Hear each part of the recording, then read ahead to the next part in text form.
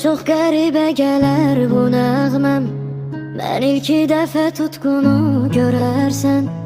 Hər vaxt baharımda dolansan, sən elə payızımda gəzirməmisən.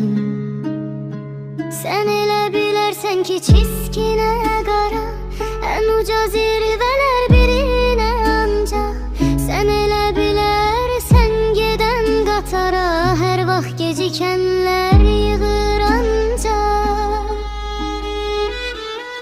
Kah elə bilərsən günahkar mənəm, kah elə bilərsən günah səndədir.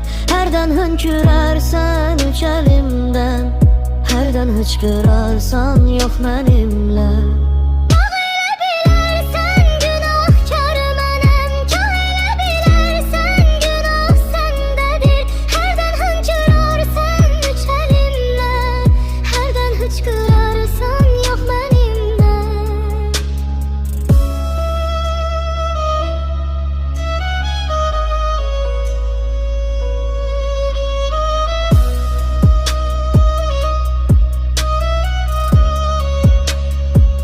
Bağrın oda düşər hicr əlimdən, danəvər yanar nar kimi.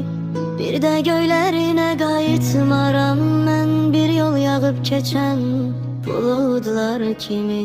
Sən elə bilərsən ki çiskinə qara, ən uca zirvələr birinə ancaq.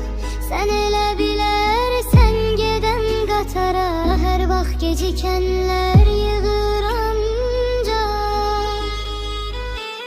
Kah elə bilərsən günahkar mənəm, kah elə bilərsən günah səndədir. Hərdən hönkürərsən üç əlimdən, hərdən hıçqırarsan yox mənimlə.